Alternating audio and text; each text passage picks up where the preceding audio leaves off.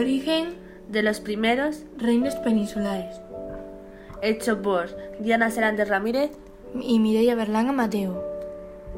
Nos entornamos en el siglo VIII, donde todo cambia. Los musulmanes empiezan a conquistar a los cristianos de la península ibérica, pero una parte del norte queda fuera del control de los musulmanes. Al principio, emires cordobeses del resto de la península exigían tributos a los habitantes de las tierras del norte a cambio de que los cristianos pudieran quedarse en esas tierras. Pero durante el siglo VIII, los conflictos en el Emirato cordobés dificultaron el cobro de esos impuestos. Y aprovechando estas circunstancias, varios territorios cristianos resistentes a la dominación islámica se formaron.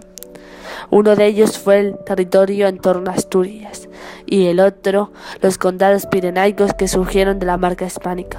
Así fue como surgieron los primeros reinos cristianos. Ahora vamos a hablar del reino de Asturias en el siglo IX.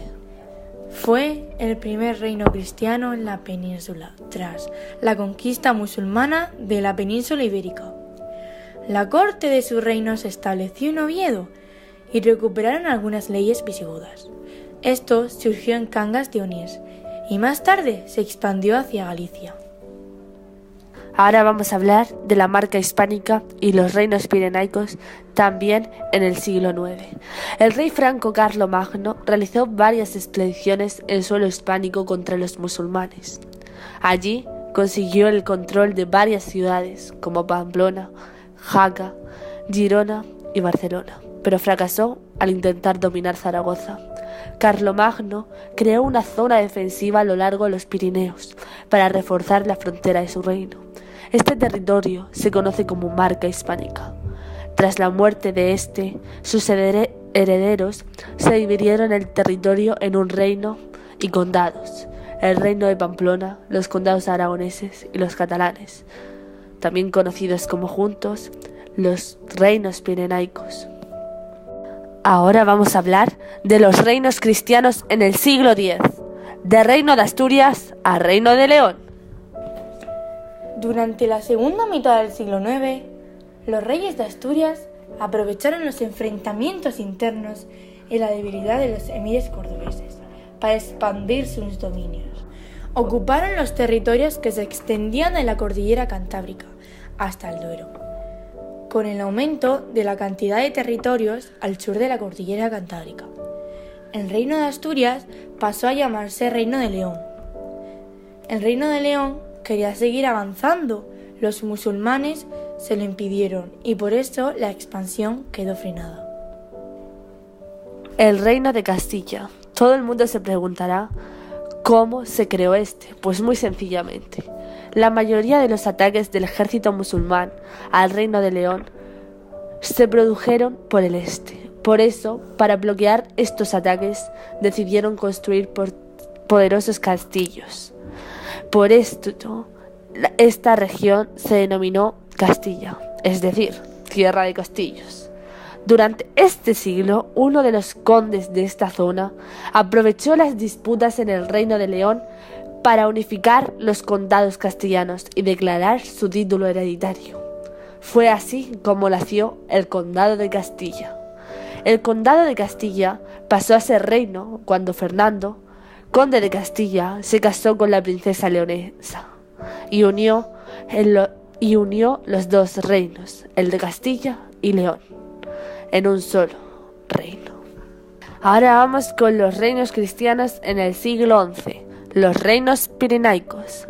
Fue en este siglo donde el reino de Pamplona, el reino de Aragón y los condados catalanes fueron reconocidos como reinos apartados, independizados de la marca hispánica. El reino de Pamplona ocupaba una amplia franja entre los ríos Arga y Aragón, los dos afluentes del río Ebro. La dinastía de los Arista logró expulsar de Pamplona a los gobernadores francos y construir un reino independiente, denominado Reino de Pamplona. Aragón, de condado a reino. Al lado de este condado se formaron dos más: el condado de Sobrarbe y el de Ribagorza. Su unión durante el siglo XI dio a lugar la creación del Reino de Aragón. Los condados catalanes. Eran varios condados juntos, los cuales se expandieron al norte de los Pirineos. Castilla y León se expande. Durante el siglo, Castilla y León conquistó todo el centro de la península ibérica. Venga, vamos con los reinos cristianos en los siglos XII y XIII. El reino de Navarra se expandió hacia Castilla y Aragón, y a principios del siglo XIII el trono pasó a manos francesas. Ahora la corona de Aragón. Los condados catalanes y el reino de Aragón se unirían formando así la corona de Aragón, el reino de Castilla y el reino de León. En el siglo XII, Alfonso VII se proclamó emperador de todas las Hispanias, y otros reinos peninsulares le rindieron vasallaje. Fue así como se hizo con todo el centro de la península ibérica, formando así Castilla y León. Vamos a contaros qué es la repoblación. Las repoblaciones eran la ocupación por nuevos habitantes de las tierras que se habían mantenido deshabitadas o que los reyes cristianos habían arrebatado al Al-Ándalus. Había dos tipos de repoblaciones. Las repoblaciones libres, por las cuales el rey concedía las tierras a repoblar a campesinos libres. O estaban también las repoblaciones concejiles, las cuales estaban organizadas de forma colectiva por los monarcas en zona de frontera que sufrían continuos ataques. Vamos con la repoblación del Valle del Duero. Gonzalo y Juana fueron repobladores del Valle del Duero. Gonzalo, un joven soldado que había participado en varias batallas, y su mujer, Juana, se establecerán en el Valle del Duero, donde junto con su familia y otros campesinos repoblarán esa zona. La mayoría de repobladores serán cántabros y asturdes. También se instalarán cristianos que huyen del Al-Ándalus, conocidos como mozárabes. Ahora vamos a hablar de lo más importante, por lo menos para nosotras dos. Camino de Santiago.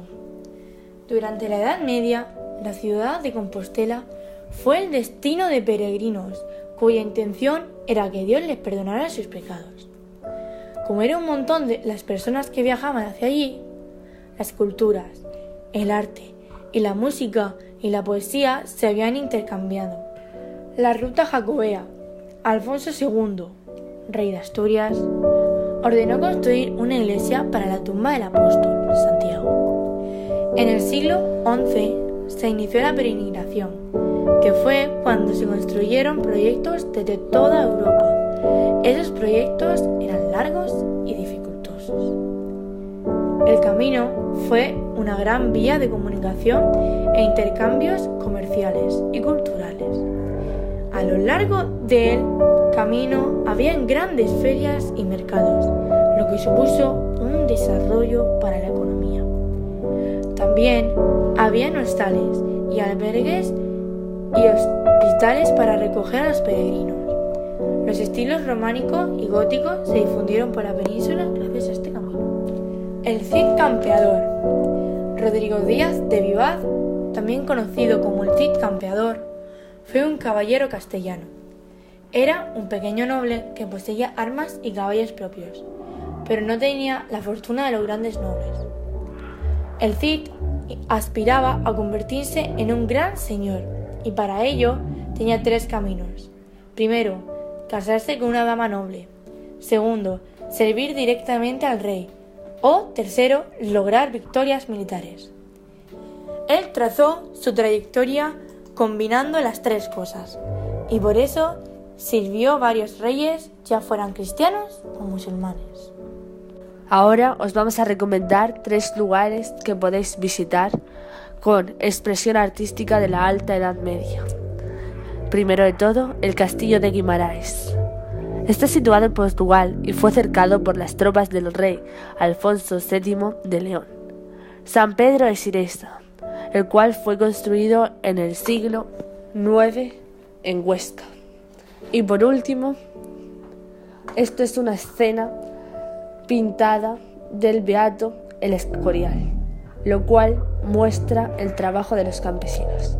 Muchas gracias por escucharnos. Esperamos que os haya gustado.